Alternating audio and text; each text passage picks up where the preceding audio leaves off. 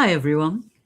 As somebody who has written more than a few crap books in her time, you'll notice I'm not crying about it.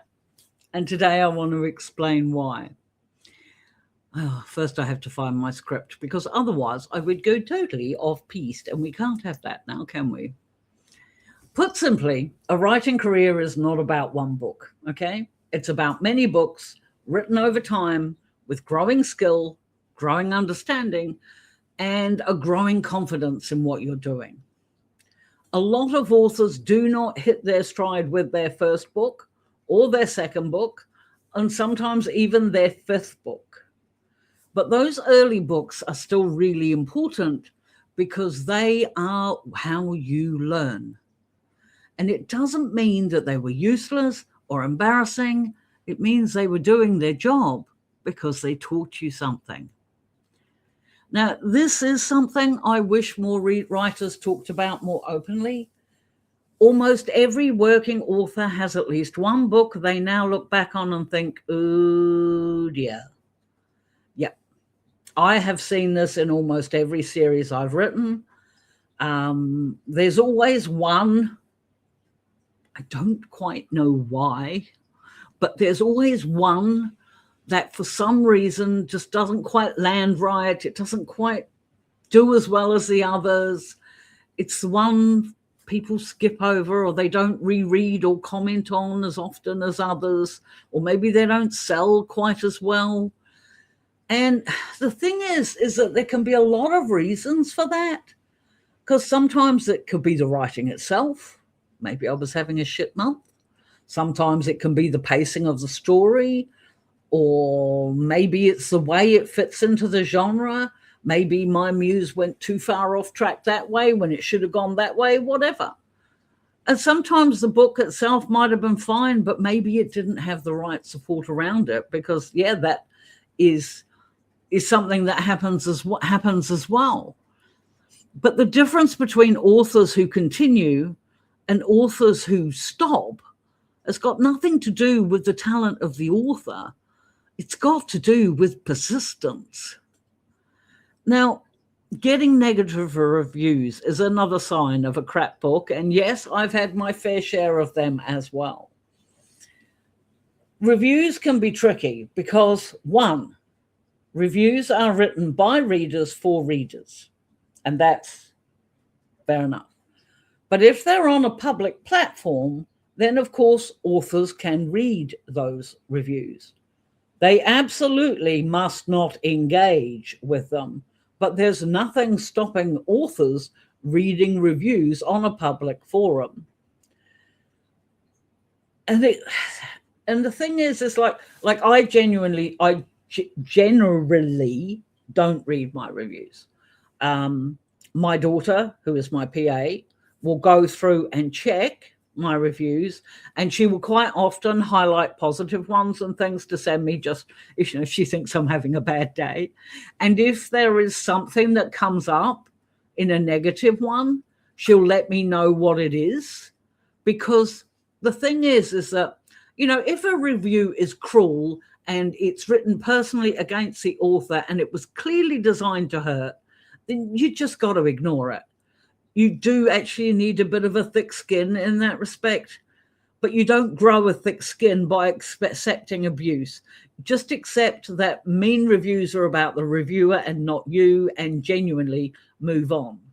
But the thing is that there are some negative reviews, and I saw that particularly when I first started writing, where some readers will actually be kind enough to explain why the book didn't work for them.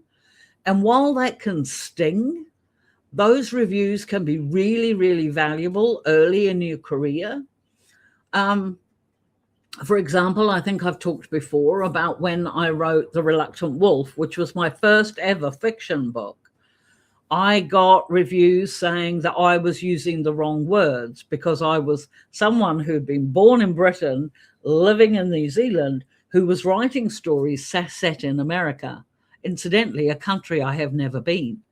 So, of course, I was using wrong words for things like parts of a car or the difference between a living room and a lounge, and all these different things. I didn't even know that was a thing when I put my first book out. That's how bad it was.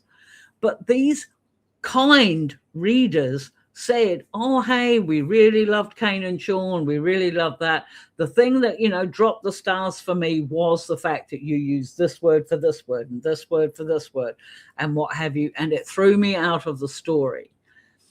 And because there were enough of those reviews, and at the time I was reading my own, I learned from that. There might be other patterns you might see in reviews, like the ending felt rushed, or I didn't connect with one of the main characters, or, this isn't what I expected for this genre, or perhaps even from this author. And the thing is, these comments, they might sting, and they will do, because none of us want to hear that we're doing something wrong, but they're not insults. They are actually clues. They are helpful clues to help you improve your writing. They can help you understand reader expectations better. They can help you to spot weaknesses in your story that you might not have noticed before. And ultimately, that means that you can improve on your next book. I have readers now who have followed me from the beginning. And as I say, huge shout out to my readers, because I adore them. But they will say now, if they do notice that a Britishism, as they call it, or a Kiwiism slips in, like particularly in phrases, like in dialogue, then they'll quite often highlight it and go and search and see what it means, because they didn't quite get what I was saying. And yeah, and they'll write and tell me about it, and they'll let me know, if I feel really good if I'm learning something in your stories simply by the way you write your dialogue. And I mean, yes, you know what? That is really special. I love that. Commonplace things that I say every day. And of course, now I'm thinking about it, I can't think what it is, of an example. But there are different things used in Kiwi speech, like "she'll be right," or things like that, that people in America or even in the UK probably don't know or understand. So yeah, you don't have to agree with every bit of criticism, but if you see a pattern evolving on any negativity, or even in like 4 and 5 star reviews where they'll say, we love this, we love this, we love this, but wasn't so happy about this, pay attention to that, because your readers are actually helping you. And yeah, that's really valuable. But anyway, another reason why a book might not sell, and it might not have anything to do with whether the book's good or bad, it's that the people don't know it exists.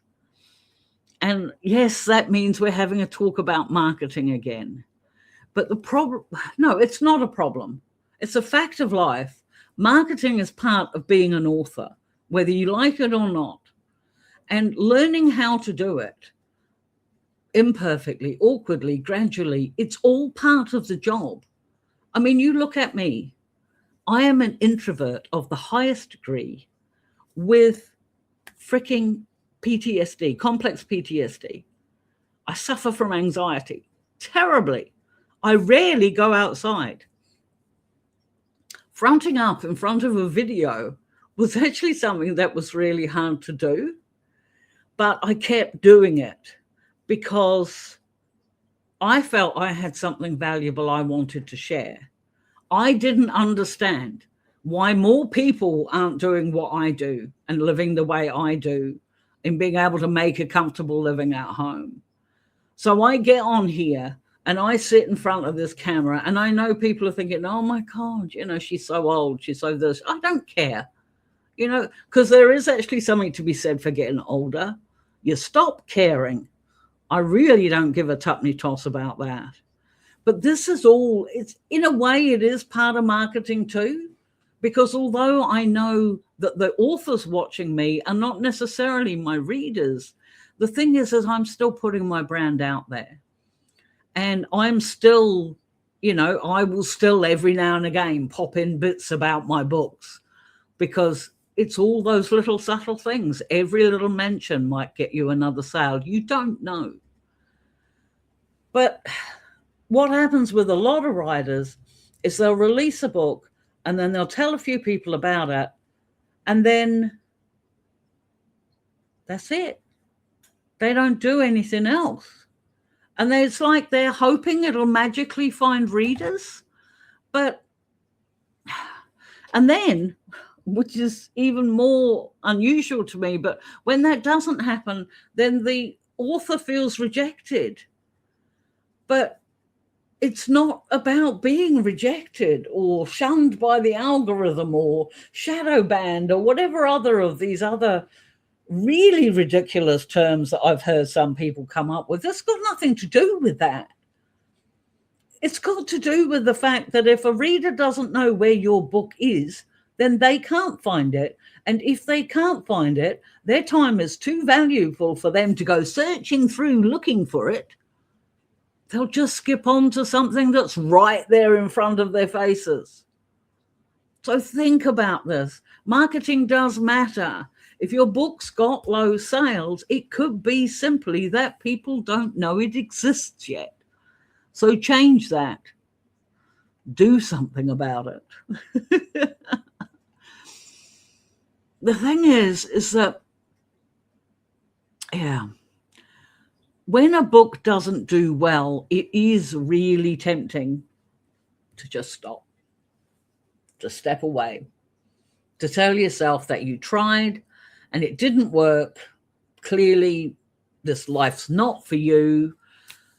But you know what stopping guarantees? Stopping guarantees that particular book and your effort goes nowhere else. As I say, I have written crappy books. Not all of them, but I have written a few in my time. And sometimes it can be really disappointing when your story doesn't land the way you hoped it would.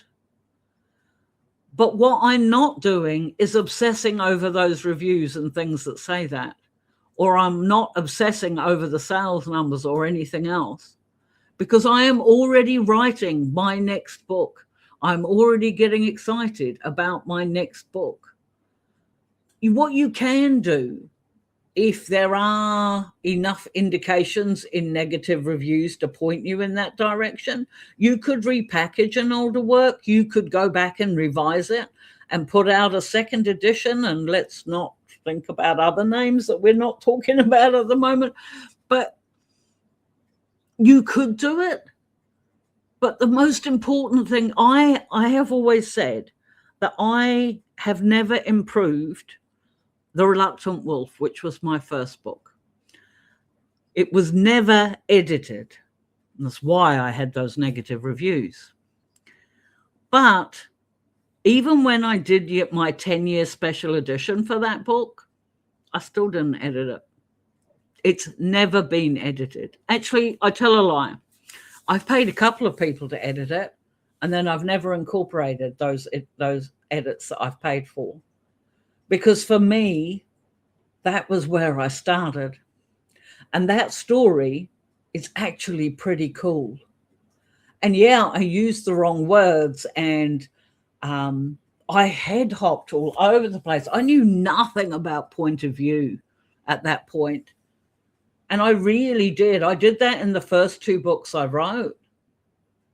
But they're kind of special, because that's where I started. And this is where I am now, more than 100 books later, and I still won't stop. And yeah, now I know more the low sales is due to the economy than anything else. And that's something else too. There's nothing you can do about that. This is where having a continual thing, and you just keep writing and you just stay in your lane and you just keep going, you tend to notice that after a while. the different seasons. Books sell better in some seasons than others, and all that sort of thing. You just keep going, because momentum means so much more than perfection. So, yeah. If you have published a crap book, welcome to the club. Maybe, hopefully, you've got a friend you can sit down with, share a beverage with, moan and grumble and carry on about it. Get it out of your system. Acknowledge it, yes, because it does hurt, okay? And there's no point in pretending it doesn't. But then you do that. One day you get to do that. You can get drunk, rant and rave, curse at your computer. Do not throw it out of the window, just saying, because they're expensive to replace. But have your day. Be depressed, be down. And then the next day you get up and you start writing the next story, if you haven't done that already. Just keep going. Writing careers are built by people who keep showing up even when things don't go to plan. So just remember, you are allowed to feel upset if things are crappy, but you're also allowed to keep growing beyond it. And the only way you can do that is if you just keep writing. If this video resonated with you, then please know you're not alone. And if you're still writing, still trying, and still learning, you are doing far better than you think. If you want to see more content like this, I post long-form content on Mondays and Thursdays relating to writers on the craft of writing and self-publishing and things like that. And then on Saturdays, my videos are chapter readings of my own work. This is something I've just started recently. This is more for my readers, but of course anybody can watch them or listen to them. I'm just trying to boost my watch hours. So, if you want to shove something, if you want to wander around and do your chores while you're listening to me reading from one of my books, then, they'll be there as well. I will get this channel monetized one way or the other. But more importantly, I want to hear from you in the comments. I want to know what you're feeling, how you're feeling. Does the fear of putting out a crappy book stop you from putting it out at all? Because I'd really like to know about that. And but whatever you comment, I will respond. Please hit the like and subscribe button. Woohoo! I remembered that again. And keep writing, my friends. Keep going. And I do believe in you. And until next time, we will see you then. Bye.